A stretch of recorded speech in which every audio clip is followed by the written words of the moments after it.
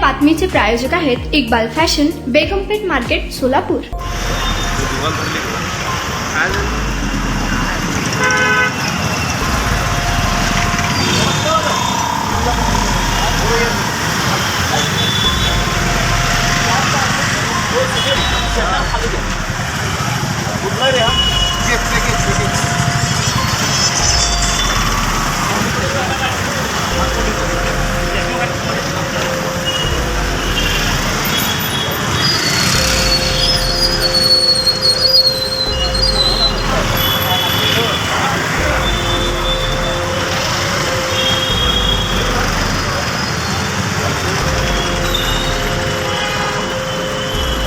हो नारायणकर मॅडम सांगतो.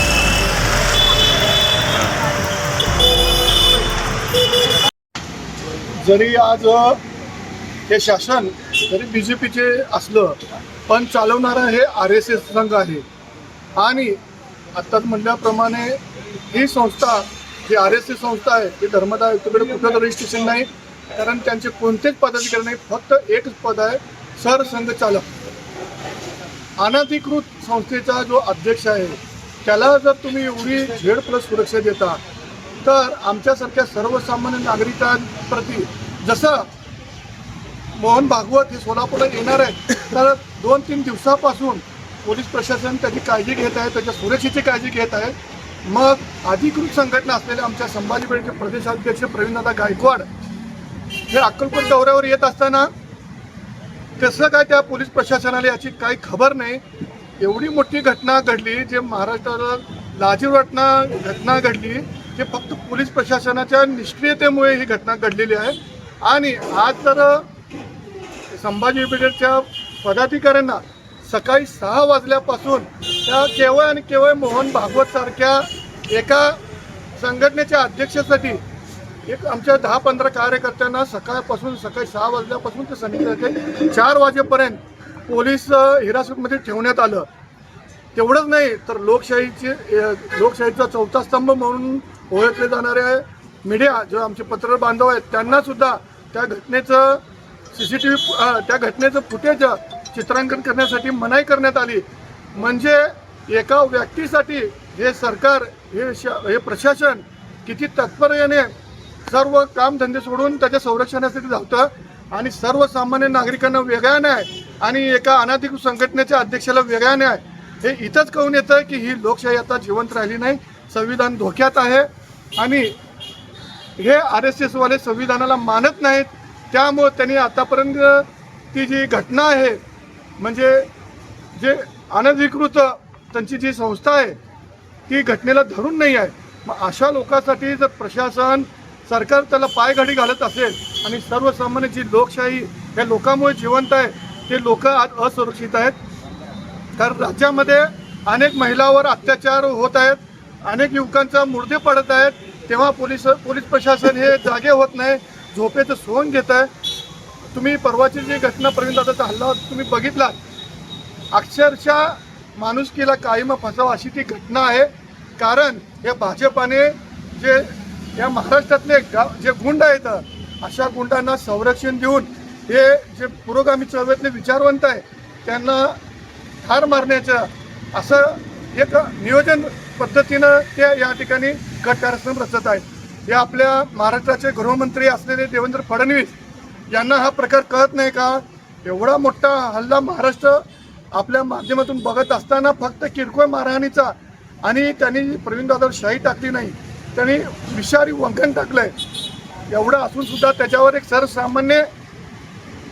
सर्वसामान्य केस त्यांनी नोंद केलेली आहे आणि त्याचा परिपाक म्हणून आज त्याला जामिनावर मुक्तता करण्यात आलेली आहे.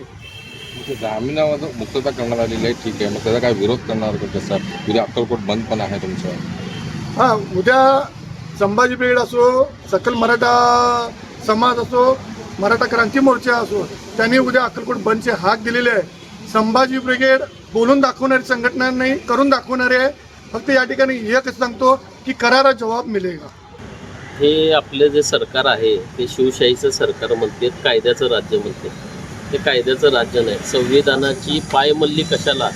तर ह्याला सामान्य नागरिकाला दडपणाखाली ठेवणे, ज्या बिगर रजिस्टर संस्थेच्या एका अध्यक्षाला आता सांगितल्याप्रमाणे झेड प्लस सुरक्षा, एखादा मंत्री मंत्रिपदावरनं गेलं की त्याची पण सुरक्षा काढून घेतली जाते.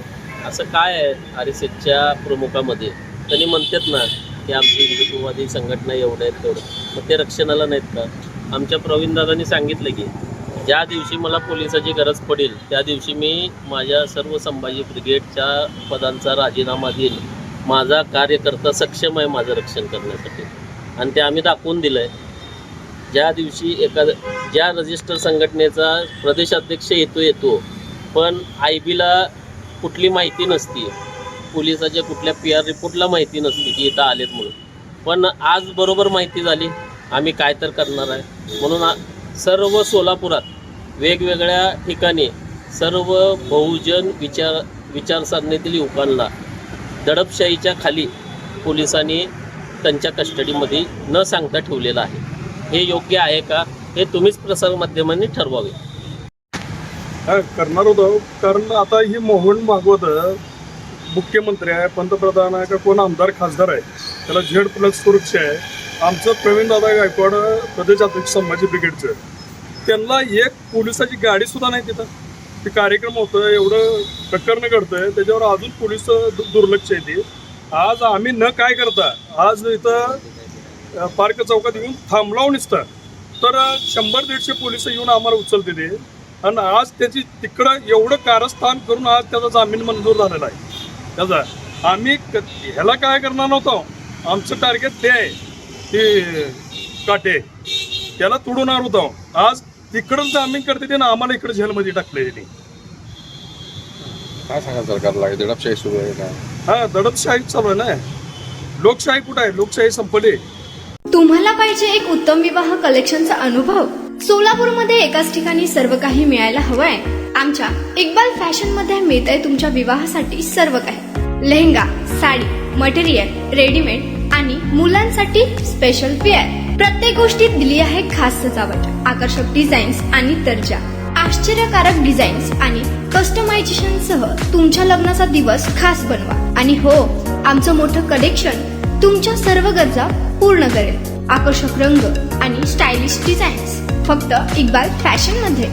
इक्बाल फॅशन सोलापूरचा अग्रगण्य विवाहासाठीच्या कलेक्शनसाठी आणि तुमच्या सुंदर दिवशी आणा इक्बाल फॅशनचा स्पर्श. मग आताच भेट द्या इक्बाल फॅशनला. आमचा पत्ता बेगमपेठ मार्केट, सोलापूर.